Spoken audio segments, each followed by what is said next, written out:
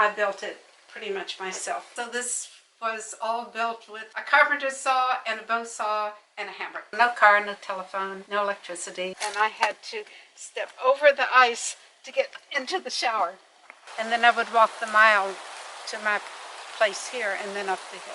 It might have looked like you were hiking the Pacific Crest Trail, but you were just trying to get home. Yeah, I was just trying to see, you can see my house up there. And then I saw the cougar at the house, and then I thought, ooh, that cougar really is watching me. We joined the hippie movement and came out west. So you walked 800 miles to bring in your 80th birthday. That's right. Rockhopper here, and today I am with Diana, who built the house behind us by hand, no power tools, and lived off-grid in it for 40 years.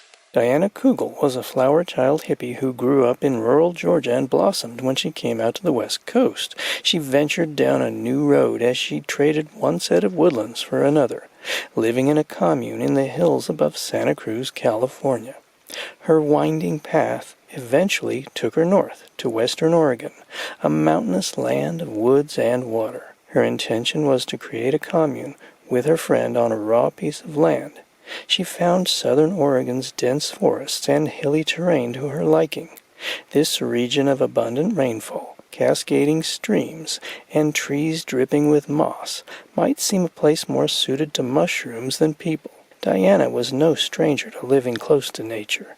She'd found home, a property tucked away in the woods, far removed from any major population centers. And now I'd finally found her house, far back in the shadowed reaches of the forest. The aerial images you see in this video were created by the Ruco U11 Mini 4K drone. And as you can see, it's small, compact, lightweight, and you don't have to worry too much about FAA regulations because it's only 259 grams. The drone and everything that comes with it fits nicely in this handy case. The Mini takes 4K video and 8K still frames. It flies up to 35 minutes per battery charge on its lithium polymer battery, and it takes stunning 4K video and 8K photographs and has a half-inch sensor. The drone automatically searches for a GPS signal in the Ruco app and has a return home function with a simple press of a button. Comes with a 90-day warranty and online support. And I like to pop in the Ruco 128 gig micro SD card into the drone to record the beautiful images created by it. It easily captures 8K photos and 4K videos. With write speeds of up to 50 megabytes per second and read speeds of up to 100 megabytes per second, it's the perfect card for drones, cameras, smartphones, and gaming consoles. Equipped with built-in error correction, the Ruco memory card ensures that your data stays intact even during long, continuous recording sessions. The Ruco card is the perfect pairing for the Ruco U11 Mini 4K drone. So whether you're in the towering forests of the Pacific Northwest, or in the wide open farmlands, expansive bushlands, gum tree forests, or wildlands of Australia hopping with wallabies, Ruco has got the drone for you. All right, Diana, let's go inside and have a look at what you built. Yeah, so we're coming in the back door. If you come in here and this, including that, and here, and see where the pole is here? That was the back wall of the house that I built. And then there was the front door right here. So this was the front door. So this 10 by 12 structure was what I built myself. Somebody helped me put these big poles in the four corners, and somebody helped me put the skylights in. And other than that, I built it pretty much myself. There used to be, where this pole is here, there used to be a loft coming out this way, and that's where I slept. This is my bedroom loft.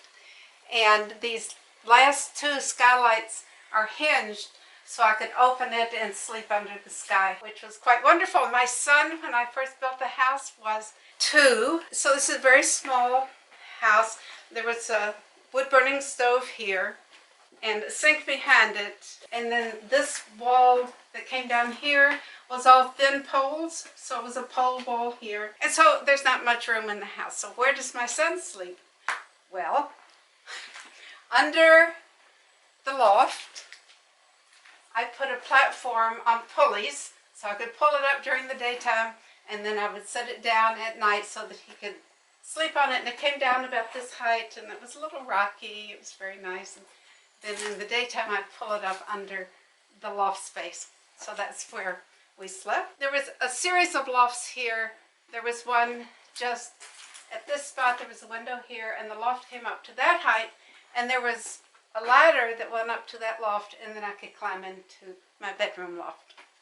So that's the bedrooms. And the kitchen, like I said, the sink was there, the stove was here. You can see that the last parts of these broken tile mosaics that I made for the wall.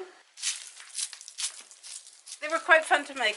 And then I built a couch under this window. So I had a couch. And then after a while I got a propane stove, and that went in this corner right here, right next to the ladder. This space back here. So originally I built this structure over here on this side. This was my pantry. Bad idea, because it faces south. You shouldn't build your pantry on the south side of the house. But I did it because I could figure out how to build the roof. And so, okay, I could build this, and so I did, and so this was my pantry. But then after a number of years, I don't know how many, a lot of years, I'm beginning to have more money. And so I hired a carpenter to build this part of the house as my pantry. So this was my pantry in the last years that I lived here. The original house cost about $300 because the windows, a lot of the building material came from, you know, torn down houses. You could do that back then. A lot of it was poles, like I said, that I just got out of the woods. And yeah, I cut them down with a bow saw. So this was all built with a carpenter's saw and a bow saw and a hammer. Do you remember what year you started building this house? 74. 74. My son was 2 years old when I started building it. After not quite a year, I moved away, and I was gone for 2 years, and then I moved back. So my son and I were living in this house. So he did live every other year with his dad, who lived just 8 miles over the mountain. But after 4 or 5 years, I began to think that Ela, my son's name is Ela, that he looked like Alice in Wonderland. He was growing so big, his arm went out the window and his arm went up the chimney. So it was time to add on. By this time, I was also teaching part-time at an alternative school, so I was getting a little money. So I hired a carpenter to add on to the house. And that's this part here. Would you like to join me in the new part of the house? All right, let's go check out the addition. And how many years later was this, approximately? Yeah, so I'm not real good with numbers. It was approximately maybe 6 or 7 years. 8. Okay, somewhere around that time. Somewhere around there. Okay, and you started building this addition. Yeah, I hired a carpenter to help me, which turns into, of course, that I was helping him. There was a ladder here that went up to the upstairs, and this is my son's room up here. Okay, let's have a look up there. I mean, Can you see anything? well, not much, but we'll try. Well, as you can see, I more than doubled the space of the house. Yeah. And after living 10 by 12 for 8 years, whatever, it was a lot of years. It was kind of nice to spread out into more space. I never had electricity. I did, after a while, buy a small generator to run my sewing machine and my computer if it ran out of batteries. But mostly everything was without electricity. So I had kerosene lamps for light, the wood-burning stove for heat. I also cooked on the wood-burning stove for a few years, and then I got the little tiny propane stove that I talked about that was in there. Really cute little antique stove. It was so cute. It was a propane stove. So for many years, I carried 5-gallon propane tanks up the hill to the house. And then somebody said, Diana, you know, you could put in a pipeline from where you park the car up to the house, and you wouldn't have to carry those 5-gallon tanks. And I was like, wow, what a great idea. So after that, we had a gas line put up, and I didn't have to carry the propane tanks up. I could leave them at the bottom of the hill, which was very nice. Propane for cooking Mostly I didn't have a refrigerator. I tried a little propane RV refrigerator for a while, but that didn't work very well, so mostly I didn't have a refrigerator. You can't get there now because we've blocked this off in case anybody comes to the house who shouldn't be here, but I don't want them falling off. But you could see that there was a deck out there. It was quite beautiful. It had this really beautiful manzanita railing here that my son made, and this is the best apples in the apple gate when it was bearing fruit. It's a golden delicious tree. Beautiful apples. So sometimes the bear would come and climb into my apple tree and get my apples. So I took to putting a sleeping bag out on the deck here so that I could guard my apples, because I didn't want the bear to get my apples.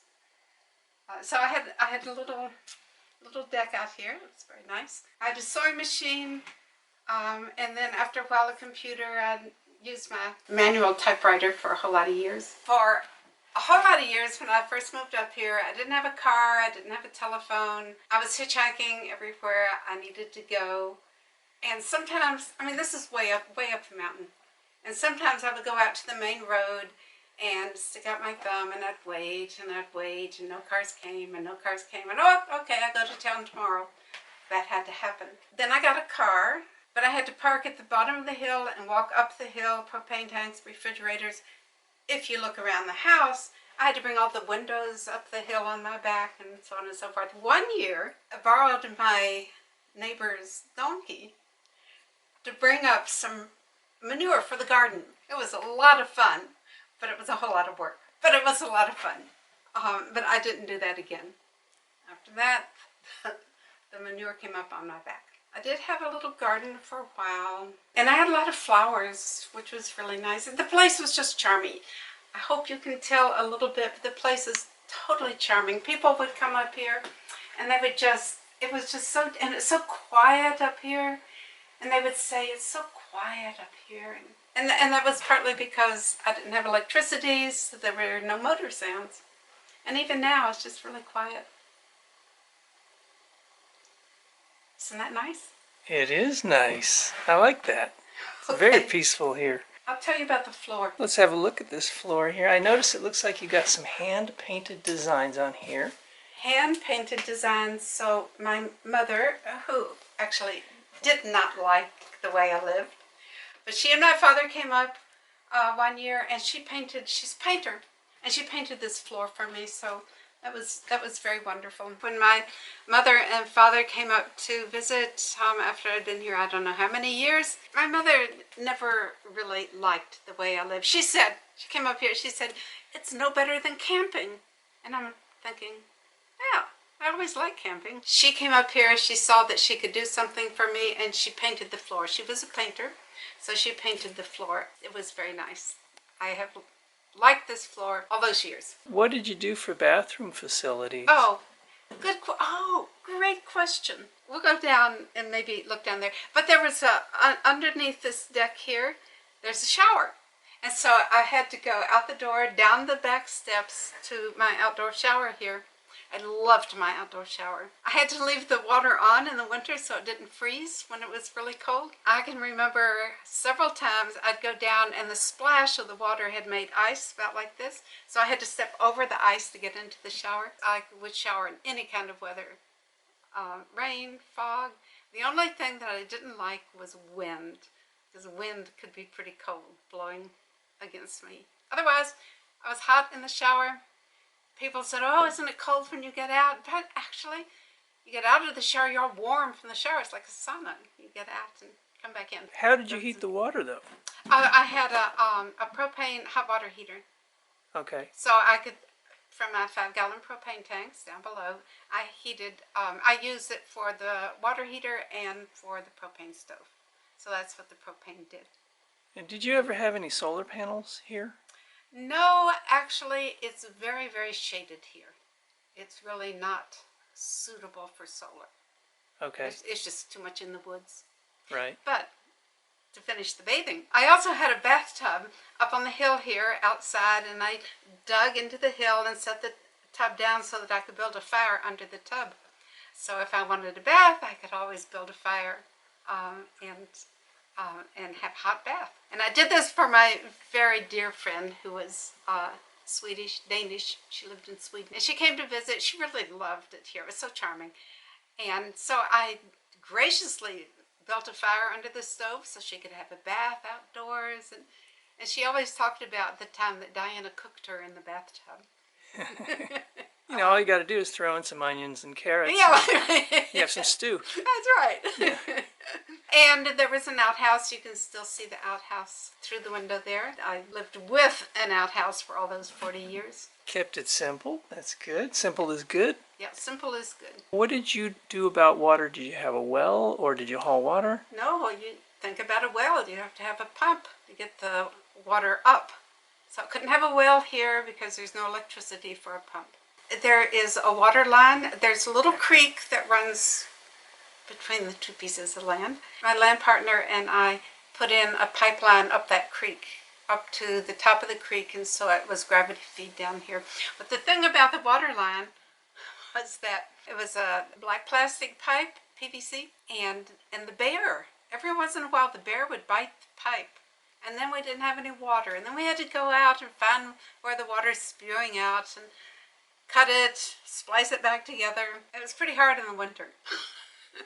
So in the winter, if the water went out, it froze. If it went out, I'm like, I'll just use the snow. And so I go scoop the snow and melt the snow on the stove, and it'll thaw, the pipes will thaw, you know, I don't have to wait. My land partner wasn't like that. She was like, come on, we're going to go knock on those pipes and get all of the ice out of them and splice it back together in this freezing cold weather.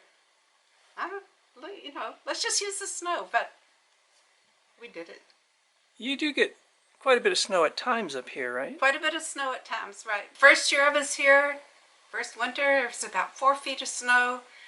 Didn't get that until a few years ago, and we had that again. And the snow, it doesn't last all winter the way it does in some places, but it doesn't here. There were plenty of times after I got a car that I had to leave the car at the bottom of the road about a mile away and walk up the road because I couldn't get up in the snow. Well, you used to have to walk all the way up to here from the bottom of the hill when you first had this place built, right? Yeah, you mean from the paved road? Yeah. That was the mile walk up here. I used to have to walk a mile to get, and then after I got, that was when I got a car. And then I had to park the car at the bottom here in the summer anytime. There was no way to get up here. I had to walk up the hill carrying everything that I needed for years. And then after who knows how many years, I did get a driveway built up level to the house so that I could get up the hill in the car. And then I only had to carry my groceries level to get to the house. So that made life a little easier. It made life a little easier. So, and the other thing is, I didn't have a telephone. So no car, no telephone, no electricity. And it was kind of okay. I could always call people when I got to town if I needed to get in touch with somebody. But my friends were more irritated that I didn't have a phone. So one year, my friend gave me, give Diana a telephone for her birthday party. And the birthday presents were all contributions for my getting a telephone up here, which was wonderful because they did contribute enough.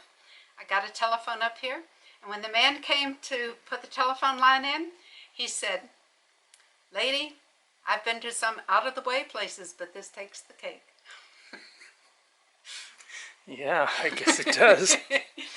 So then I had a telephone. Best thing about the telephone was that only a few months after the telephone went in, I got a call from Road Community College saying they needed a journalism professor or a teacher. They had just lost their journalism teacher. They didn't have one. School was starting in 3 weeks. Could I do that? Sure.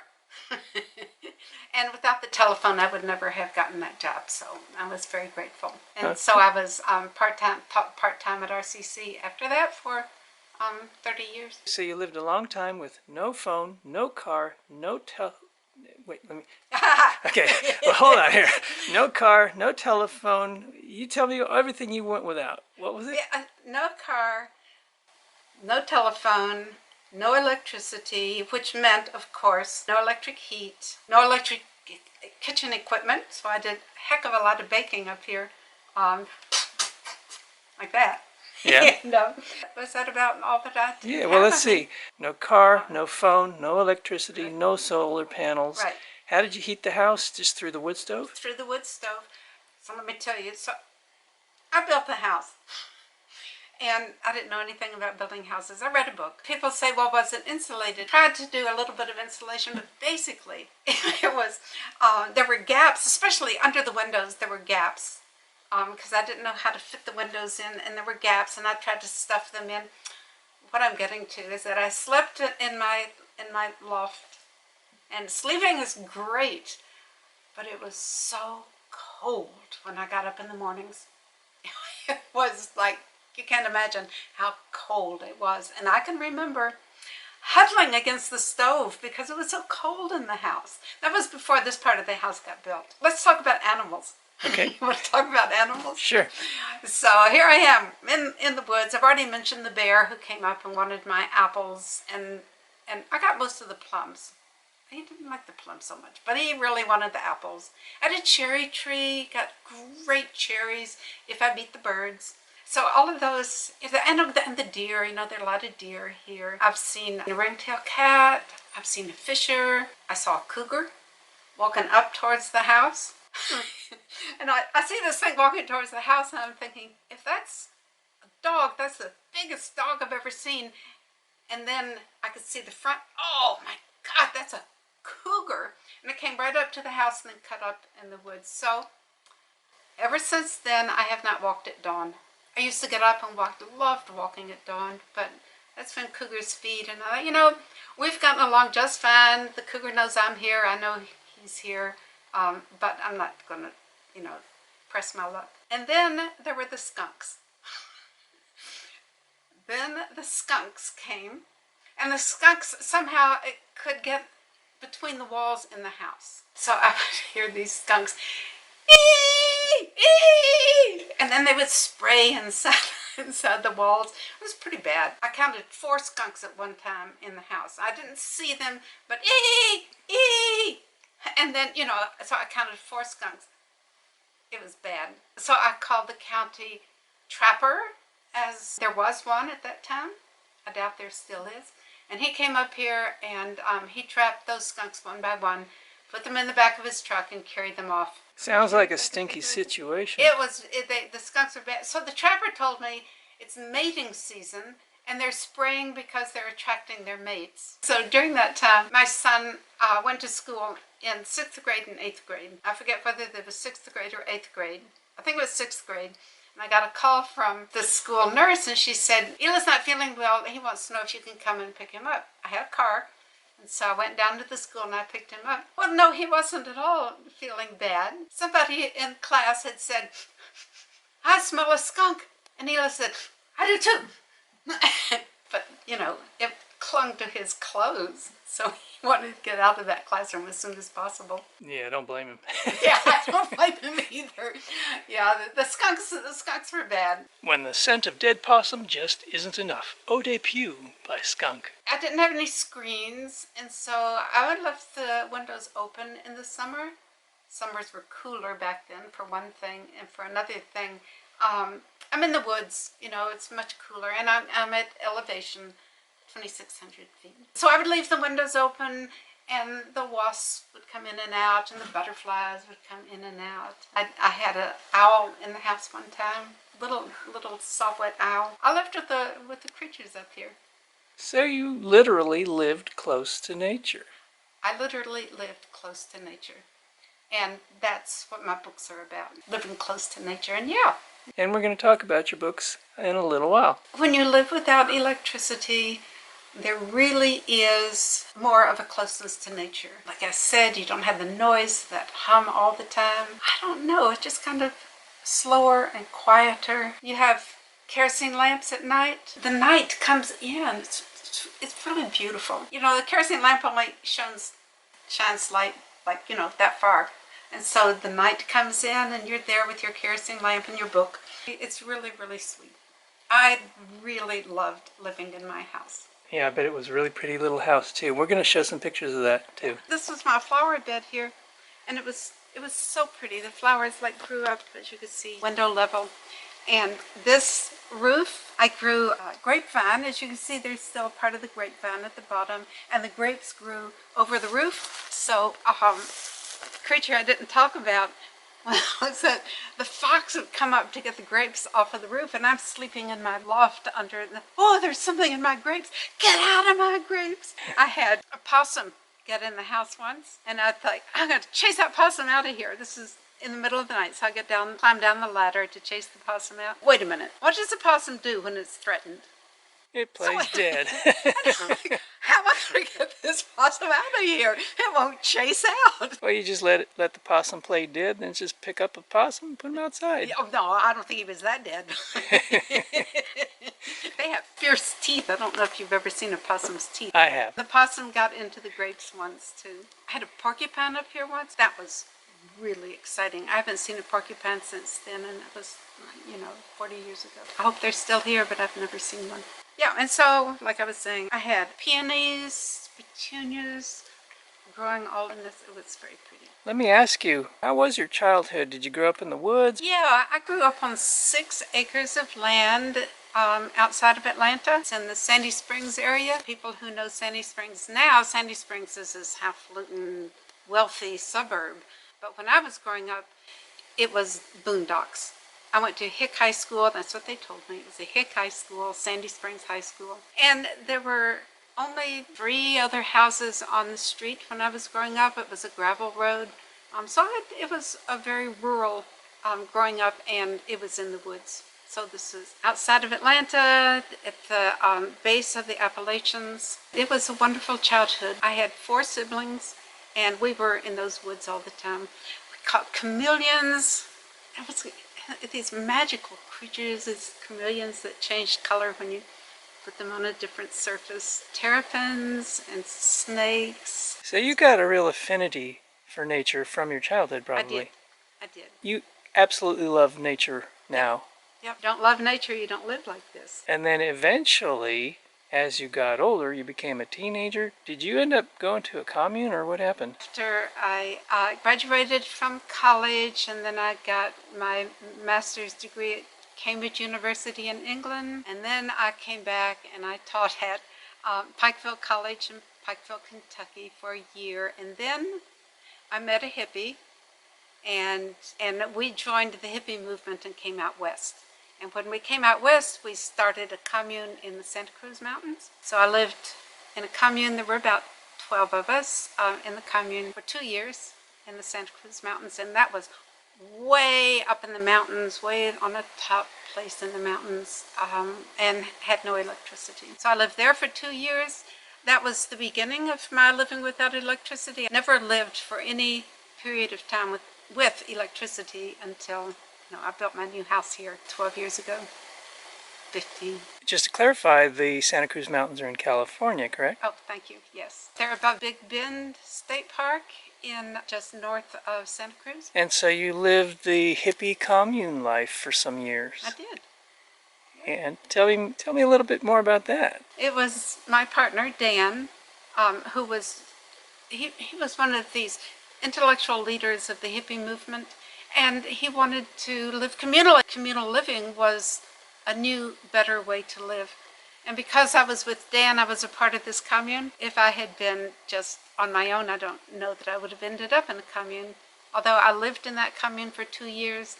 And then after Dan and I broke up, I lived in another commune south of Ashland for 2 years. And that was after I started building this house, and that's where I moved to, that commune there. And then moved back here, long story. I had a land partner who had also been living on the land, and then she came back and I came back, and we bought this part of the land ourselves. So now I own the land. When I first moved up here, it was owned communally by a group of 8 or 10 people. So I moved up here with a commune, and we were each building our separate houses. It was a bad idea because this land won't support that many people.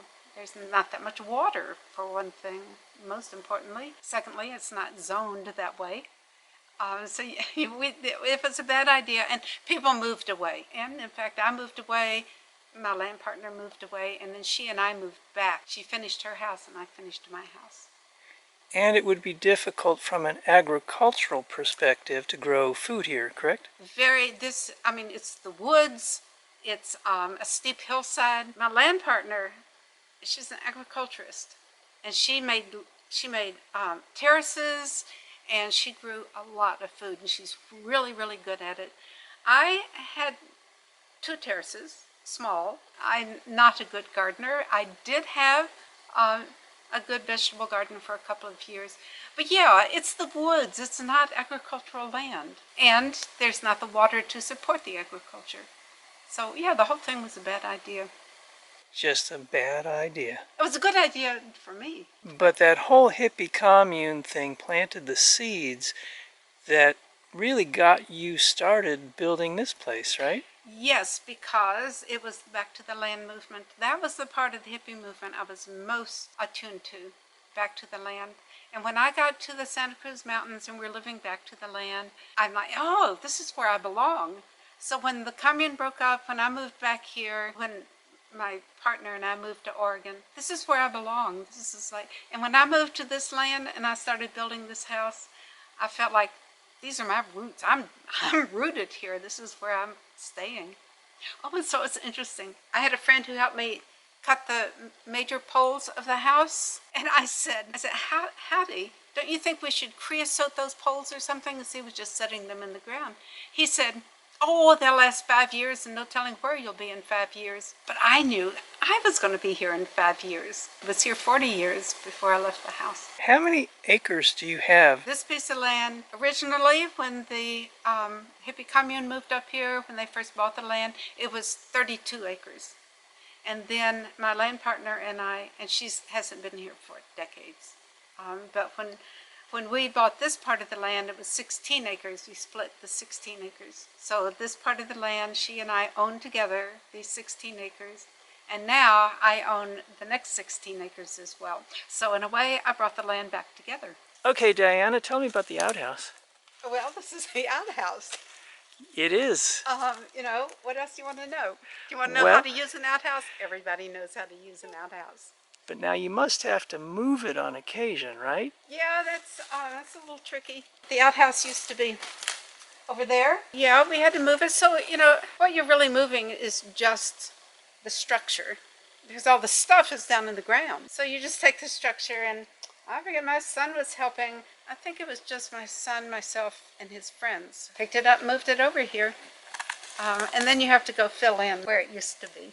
Oh, well, you have to dig the hole first. Sure, you got to have a hole ready. That's right. Okay, so this was your bathroom facilities.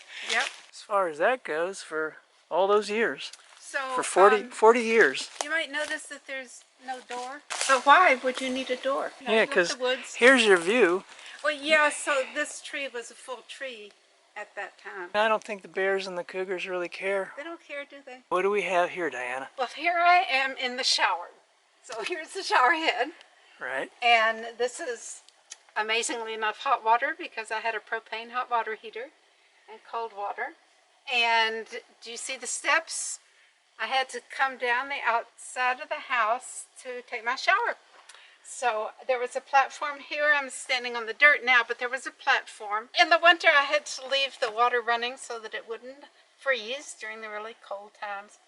And sometimes I would come down and the drip here had splashed up so that there was a layer of ice all around here. And I had to step over the ice to get into the shower. I could take my shower.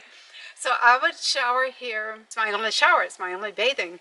So whatever the weather, here I was. So you might have been out here and it's snowing. Oh, I've been out here when it was snowing. On the other hand, if the water froze, I would fill a canning pot with snow, and you have to really pack it down, because you have this much snow and it melts into that much water. So I would really pack it down into my canning pot and put it on my wood burning stove and let it melt. And then I would come out to this deck here and take a sponge bath on the deck. So that was the alternative if the water wasn't running in the shower. Okay, but because you had the propane, you had really hot showers, right? That's right. I had hot showers. Any weather, it was still hot. Snow, rain, whatever. Except when the water froze. Yeah, except when it froze, and the Right. worst was the wind. And the worst was the wind. And if the wind was bad, I didn't even want to be here.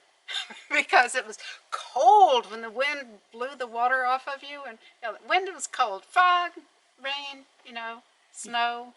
You always had that hot shower to look That's forward right. to. You just had to get across that little ice bridge. That's right. That didn't happen all the time, but it did happen. Tell me about this ditch. This property is on an old miner's ditch that goes to Pipe Fork Creek. Okay, that's part of the ditch right over there? That's right. Okay. And it's about a mile up to the creek. There's a little flat spot here. So there was a flat spot just naturally at the edge of the ditch. When I moved up here, just big enough for my little 10 by 12 house. So that's where the house went. And that's why I chose this spot, because there was a little flat spot next to the ditch. And the ditch went by the side of the house and continues around. It goes all the way to Thompson Creek, which is, a long way. So I have built on the ditch. And as you can see, addition to the house is put on poles because it's on the hillside. They're not poles, but they're Posts. Posts, right. So we can thank the miners for laying out some of the groundwork for your house, huh? That's right. I am grateful to the miners, because if they hadn't dug this ditch so many years ago, there wouldn't have been a little flat spot here, and I wouldn't have my house here. So is it fair to say you are a homesteader out here? It depends on your definition of homesteading. There was nothing up here. I built a house. I had my little garden. I planted all the flowers. And in that sense, I was a homesteader. But people think of homesteading as self-sufficiency.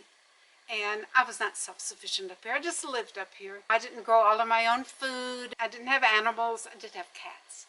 But I didn't have any farm animals. Yeah, I was a homesteader in that I established a home here on this raw piece of land, but I did not live self-sufficiently. But you did live off-grid. I lived off-grid, and I lived in the house I built for 40 years. So I think coming to a raw piece of land, building your house by hand, no power tools, Right. not even any solar. Nope.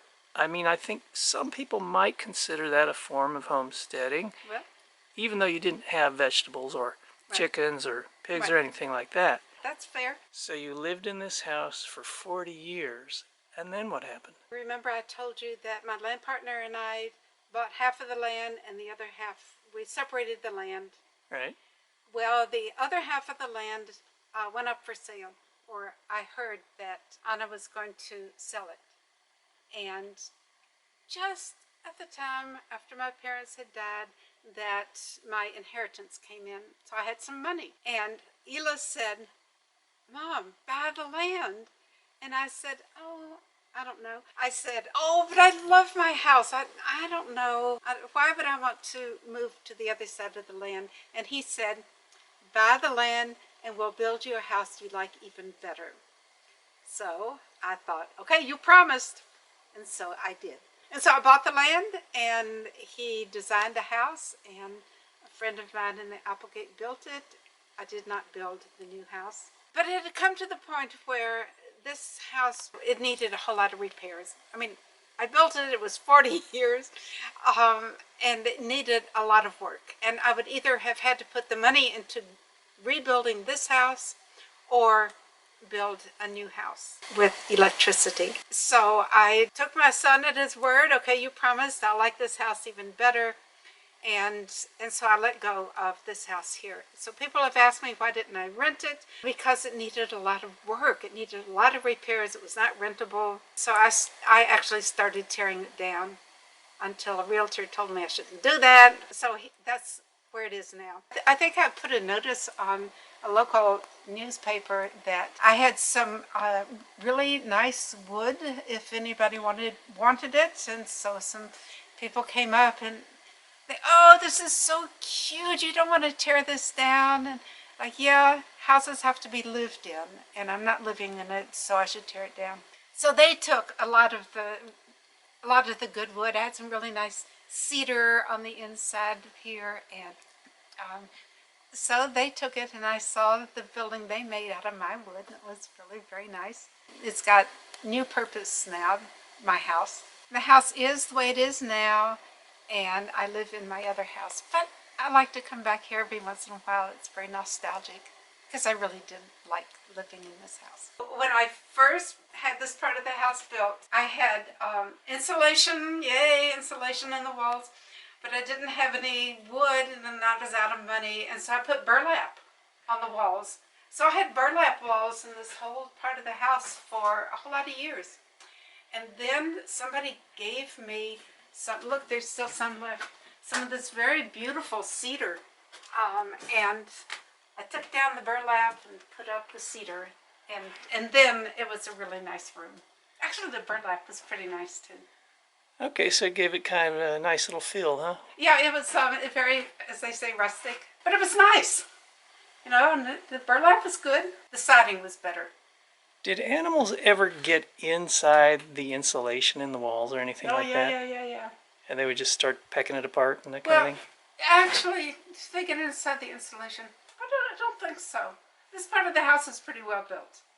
And I don't think that animals got inside the insulation here. The animals were in the part of the house I built, and they got in there. There are no rats. We had no rats around here. It was the skunks more than anything. Yeah, it didn't have any problems with mice? Not really. Not really? Okay. You know, there's plenty for them outside here. They didn't have to come into my kitchen. Water comes from the little creek on the side of the land, and it's gravity feed, and so it comes down here. It goes through this pipe, and this is the pipe that goes to the shower. And this is a water filter here because it also went to, you remember I said there was a sink on the other side of, this is the pantry, and there was a sink on the other side of the pole wall. Yep. So this is how the water got in there. I did not do the plumbing. You left that for somebody else. I did. I asked somebody to come up and do the plumbing for me. This is a tree that fell across the road a year ago last spring. We had a big storm, mostly snow, and cut and brought down a lot of trees, big ones like this one, as you can see. So even when I was living up here, I had to deal with trees coming down. Although I don't run a chainsaw, and so I hire somebody to come and clear the road for me. So what we're doing here, I'm going to show you the path up to the house. Okay, because we're keeping in mind that this road that we see today, right now, this road was not here. You actually had to walk from the pavement, No, or from down. I could park here from down. Oh, you could park right down there? That's right. Because this road here, this did not exist. That's right. Okay, so you could park down there, and then how far of a walk was it to your house? It's up the hill. Up there? Okay, well let's take this little path. So as you know, these downed trees were not in my way. I didn't climb over trees to get to my house. Right. But I did go up the trail. So you can see that this is a little trail here. Okay. And you would go up this thing with a huge backpack full of stuff, right? Yeah, that's right. And so it might have looked like you were hiking the Pacific Crest Trail, but you were just trying to get home. Yeah, I was just trying to see. You can see my house up there. You see? I'm just trying to get there. Right up there? Yeah, every time. See the trail? Yeah, the trail. And it goes around this way. Kind of zigzags up to the house. Well, when you first moved to the property, yeah, and you first built that part of the house, how far did you have to walk total? That's right. Before I had a car up here. Yeah. I used to come from this end of the road. It's a mile from that end of the road to my driveway, and then I'd have to walk up the hill to the house. So I got a car, and my land partner, who had money, had this end of the road rebuilt so that we could drive to the property. So I could drive, and I parked my car down there where you looked at it before, and then walked up the hill. And I did that for a whole lot of years. And then I was teaching a little bit and getting a little bit of money, and I had this driveway put in, as I said, that goes up level with the house. And then I only had to walk a short flat. My hitchhiking ride would have to leave me that you couldn't drive up the road. So he'd have to leave me at the end of the road, and then I would walk the mile to my place here and then up the hill. I did that for a few years, and then my land partner put in this part of the road, and then it was a half-mile walk to this point down here. You know, I have to get out at the end of the road, half mile, at the end of where the paved road meets my gravel road. Sometimes I would forget my flashlight, and I would have to walk up in the dark, and I'd be thinking, I bet that cougar's watching me. And then I saw the cougar at the house, and then I thought, ooh, that cougar really is watching me. And I think it's true. This is the new house, and we're going to show you that. But first, Diana's going to talk about some bear prints. The bear comes around every so often, and one time I came home and there were bear prints like that on this door, and there were bear prints on this window. And you can kind of still see the paw prints there. Oh, right there. Yeah, the kind of mud. There's a little bear print, sort of paw print. Okay. Yeah, and then if you come around this side of the house, there were prints on this window. These were the ones that I really liked, but my house cleaner cleaned them off. I was kind of sorry that she cleaned off the prints. Oh yeah, you kind of want those because it's like a badge of honor living out here having bear prints on your window. Yeah, I kind of like showing people this is where the bear tried to get in. Well, they weren't really trying to get in, right? They were probably just smelling the food. Oh, there's no question he would have come in if he had had a way. No question. Mm-hmm. No question. I keep the doors locked against the bears. I mean, when I leave the house, I do. So I'm not so worried about somebody breaking in. I'm worried about the bear getting in. Yeah, he would definitely have gone in if he could have. A few months ago, there was a bear print on my bedroom window on the second story up here. Way up there? Yeah. So I figured the bear can get on these trees really easily. The bear must have climbed up these trees and gotten on the roof. So that's how much he wanted to get in the house. He just wanted to get into the house to watch some TV, but he couldn't find the remote. I don't have any TV. There you go. No, and he's always this is an apple tree, and he gets the apples every year. And I'll come out the door, and I notice that there's a limb shaking. Yeah. And there's no wind. And I open the door, get out of my tree, and he goes. He's out of there. He's out of there. You got a nice backdrop of mountains out there. Oh, isn't that beautiful? That's a beautiful view. Yeah, so that's happy. I watch that mountain all the time. Some people who live on rivers, you know, and they say they watch the river. I've watched the mountain all the time. Is it beautiful? Sunsets, and the fog comes in and kind of fills in the crevices, and yeah, it's always changing. Humpy Mountain. I'd like to welcome you to my new house. All right, thanks. Let's have a look. Thank you. Oh, this is a pretty nice looking house. My son designed the house. I did a very good job making it my house. So he designed his own house. It's this one large, huge space. And I said, think English cottage, not Italian villa. Anyway, it's very much for me. He's a sculptor, and he built the steel railing here with all of the beautiful features on it. The features are all sky and pools and trees and the sun and the rain. And the wood in the house that you see, especially the wainscoting all the way in all of the house, came from the trees that I had to cut down on this particular spot. So I had them milled into wood that I could use in the house. The beam up here that's not exposed was also one of those pieces. The beam in the bathroom is exposed, and it was also cut from the trees that were on this spot. I moved in here in 2010. Partly because it was a much better idea to build a new house than to put money into the old house. But also, I could have electricity here, and it was not feasible to bring electricity to the old house, which is too far out. But let me remember what the telephone man said. So it was not feasible. Whereas in this house, it was close enough to another house with electricity that I could take the electricity from their house to this one. And I want to show you the bathroom. All right, let's go back in here and check it out. Oh, this is pretty. So, yeah, I would come back from my 4 days at the University of Oregon and work on the house. And so the tile work in the bathroom was my project. So the tiles all came from Habitat for Humanity's Restore, and the swimmers, so I have swimmers on this wall, on the wall all around the bathroom.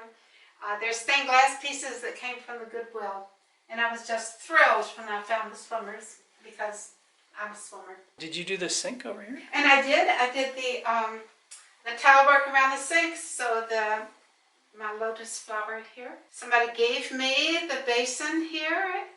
Somebody gave me these little fish, the glass fish, and my granddaughter, who was maybe 4 years old, helped me put the fish in, so that was her part of it. And so I'll tell you about the shower. This is my shower. So when Ela was designing the house, I reminded him that I have been showering outdoors for 40 years, so don't put me in a little tiny box of a bathroom. So he designed these beautiful windows where I can watch the foxes and the deer. And the shower itself is plumbed outside so that I can turn it on in here and walk out, not even down the stairs, I just walk out the door, and here's the shower outdoors.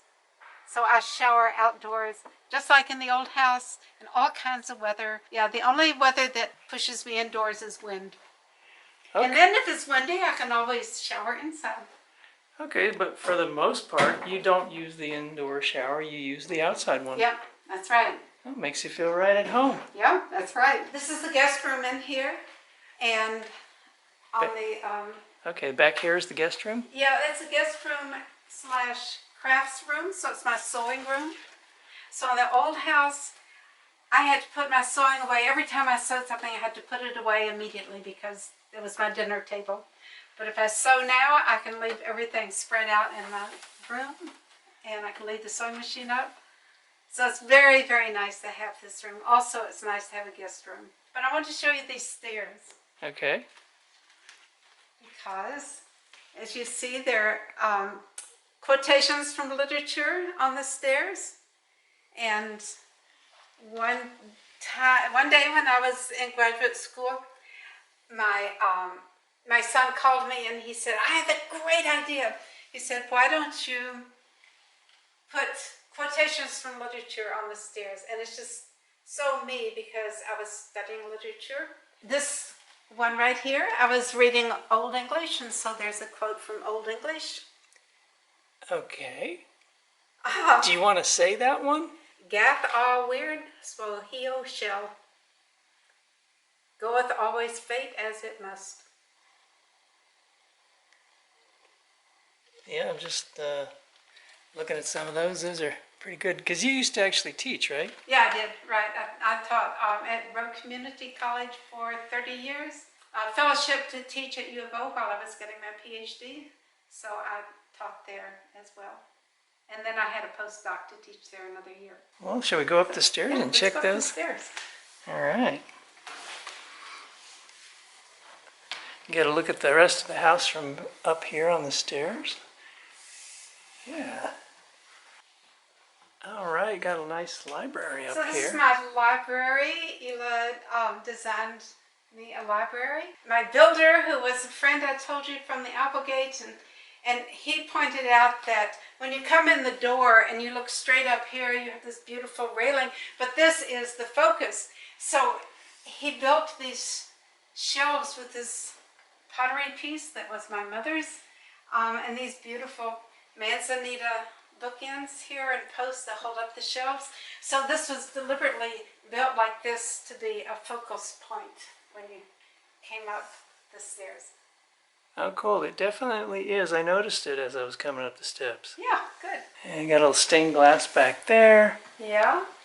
And yeah, I'll just give everybody a look as I back up here of the space. And it looks like you've got a bedroom just over here. Yeah, the nice thing about the bedroom, I see the mountain from my bed, which I just love. Just right out there, you can just sit in your bed and just look out at Yep. the beautiful mountain. Yep. It kind of feels like you're in the woods here. Yeah, I'm very much in the wood. I don't know if the camera will pick it up, but you can see the bear mark here on the window.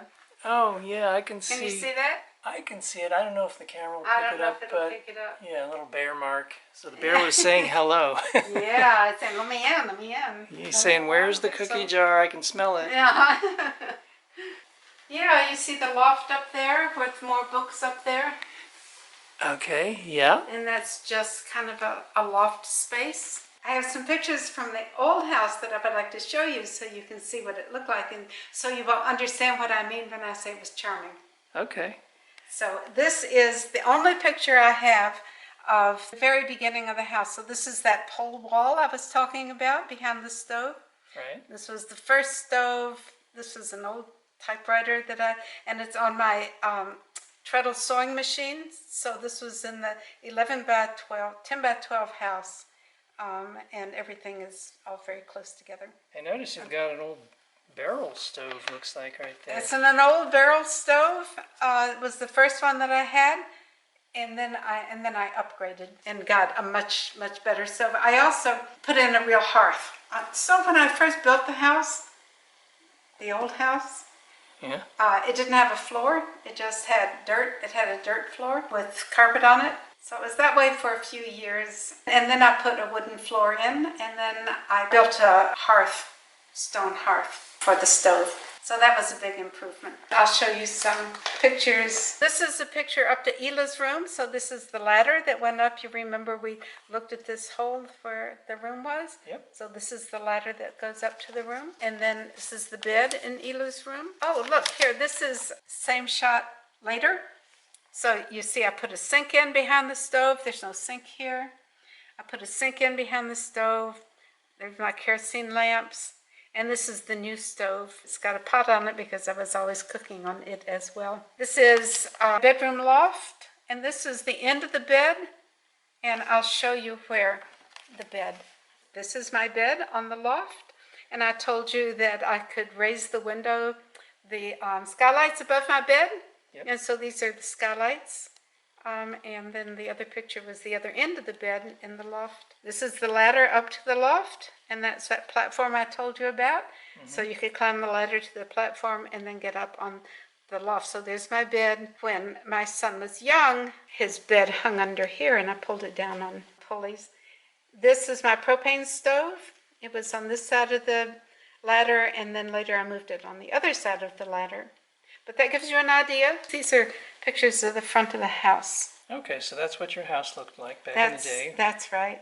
And that house hasn't been lived in for quite some time. This part is the part that I built myself. And a little bit over it that's not in the picture, but not much. Okay. And picture of the shower when it was, but it looks just like, and the steps, looks just like it did when you were there. So that's the new stove? That's right. With the hearth? That's right. And as you see, the sink is behind it. So this picture shows the sink. And I want to explain this tile wall here because it goes up on a pole to extend like this, to extend my kitchen space. So I put it, it's a very small house, so I put it down when I need space, and I put the pole under it when I'm cooking. And then, as you can see, this is the stove close to the kitchen area now. This is the stove under, this is the loft here, and the pole going up to the loft. And I moved the stove to this side and put in this couch on the other side. And here's a picture of the couch. So you remember the stove in the other picture, the stove was here? Mm-hmm. And there were all kinds of kitchen equipment things hanging down. So I built a couch to put under there instead. And then I also built a couch under the window of the front room. This is the window I was sitting in when you talked to me earlier today. And that gives you an idea of what the house was like when it was charming. It does. Looks like you did a really good job. It looks like a really cute house.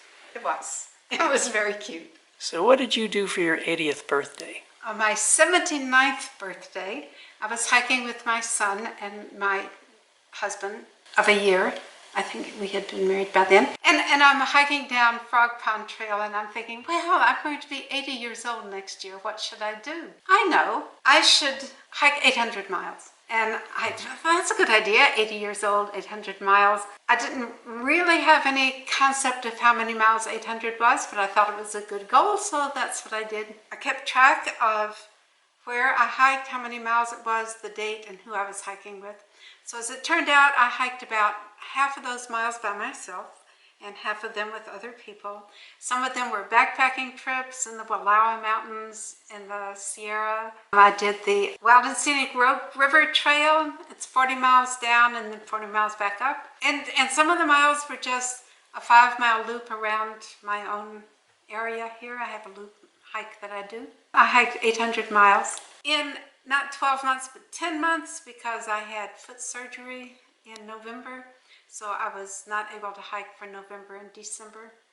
And in December, the end of December, I thought, you know, I better add this up and see how many miles I have left because I don't want to have 200 miles left to do before July 20th again. So I kept very careful track so not have to do all of the miles at one time at the end. And then sometime late May, I realized that I'm going to hit my 800th mile pretty soon, and I had planned a trip with my sister to the Swiss Alps. So I stopped hiking so that she could be with me on my 800th mile. That's this picture. This is the 800th mile in the Swiss Alps in Grindelwald. So that was very exciting, but I came home and I hiked another 64 miles before my birthday. Yeah, it was great fun. It was a great goal. So you walked 800 miles to bring in your 80th birthday. That's right. 800 miles for my 80th birthday. And you're how old now? 81. And you're still hiking. Oh, and I'm still hiking, yeah. You know, after doing all of that, if I don't keep it up, I won't be able to, and I do want to keep it up. So I'm hiking, I'm skiing. I do cross-country skiing, and my ski miles counted as hiking miles, so some of them are skiing. So to all of you out there, I don't want to hear any excuses. Get out there, pop it up. You can do it. If she can do it, so can you. Tell me about the books you've written. Well, my first book was called Fire from the Dragon's Tongue. A lot of these books, these three anyway, were selections of my commentaries on Jefferson Public Radio. So I did commentaries once a week for 20 years on JPR. This first book is a compilation of those commentaries, selected commentaries, and it was a finalist for the Oregon Book Award. And this book is about living with nature, so it's all nature essays. And then I wrote this book, Living with All My Senses, and this is a book about living in the house without electricity. So it's living with all my senses, 25 years of life on the mountain in that house up there. So these two are essays about nature, they're commentaries. This Living with All My Senses, I meant it to be, of course, your sense of hearing, sight, and so on. But as I was putting the book together, it also turned into a sense of home, a sense of nature, a sense of fun, a sense of other, and a sense of self. So those are also the 5 senses, living with all 10 senses. This is also a book of collected commentaries, but this goes more broadly than the book about my house. And so it talks about family, it talks about my growing up in Georgia, various travels that I've done. I have a book about my parents as they're growing old. And this is the first book that includes some of my poems. And this is a picture of my parents and my siblings and me at my sister's wedding. Very wonderful, happy family.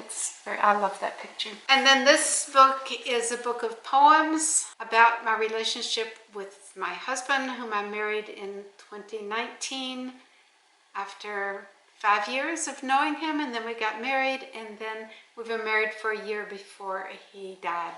And so this is a book of our relationship building up to his time on hospice, and then poems about his being on hospice. People have said it's a beautiful book. And then this book is a book of essays like the commentaries, and it's done in collaboration with an artist in the Applegate, Barbara Costel. Barbara would paint the paintings, and then I would live with the painting on my, she would bring it here and I'd put it on my wall and I'd live with it for a month or however long, and then I would write an essay in response to the paintings. So I'll just show you. For instance, here's a painting she did with bones, and my essay is called The Heart and Soul of a Piece of Wood. One of my favorite essays is the last one. There's the painting, What I Would and Would Not Be. So I would say, I would be a mountain, bearing everything with equanimity. I would be a tree, rooted strongly in the earth. I would be a wildflower, a delicate beauty of open spaces, and so on. Here, I'll give you one more. I liked her seasons paintings, and so my essay is called The Heart of Winter. These are essays in response to the paintings. They're called ekphrastic writing. Tell me what happened with your husband. I met Mike hiking, which is a very fun fact. We hiked together a lot, then I found out that he likes to cross-country ski.